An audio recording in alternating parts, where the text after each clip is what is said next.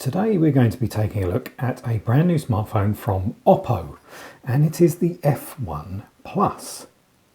Oh, wait a minute, this isn't an Oppo phone, this is an iPhone 6s Plus.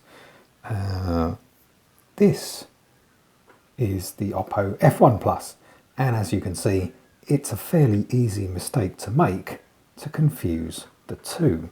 Oppo certainly hasn't been subtle about its design choices for the F1 Plus and even its name. But that's a bit of a shame because the F1 Plus really deserves to stand out on its own without comparisons to the iPhone 6s Plus, inevitable though they are. Because the phone itself is actually really good. This is a 5.5-inch 1080p screen on the front of the phone, and it's an AMOLED panel, so it's really, really bright. Like Apple's phone, you've got a fingerprint sensor in the home button here, and it's very fast and has proven to be extremely reliable in our testing. Inside has 4 GB of RAM, there's 64 GB of storage, and there's a micro SD card slot if you feel the need to give that a boost.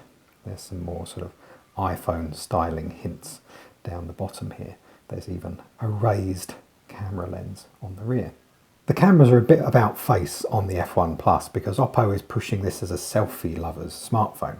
The camera on the front has got 16 megapixels, so will take extremely clear selfies.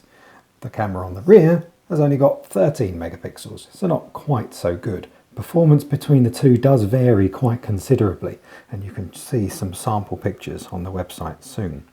Now, going back to the internal power, we said 4 GB of RAM and a nice healthy 64 GB of memory, but it's a MediaTek processor that's inside running the phone. Sometimes that can cause a few problems with performance, particularly for gaming, but not so here. We've had no problems at all playing games on the F1 Plus, and they look great on that nice screen.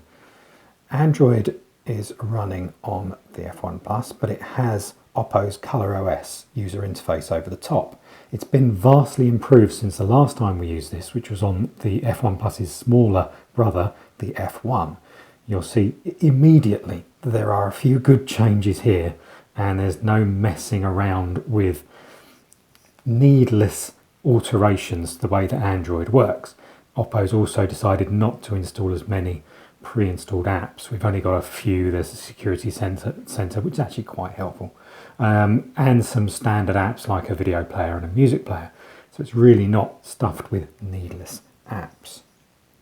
Now, Oppo's charging £300 for the F1 Plus, which is pretty good value in the UK, although we do urge anybody thinking of this to have a look at the OnePlus 3 at the same time.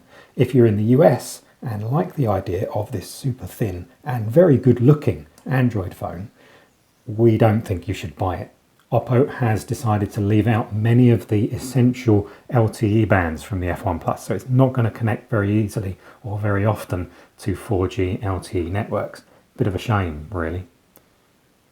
That is a quick look at the Oppo F1 Plus, and you can read a complete review on Digital Trends very soon.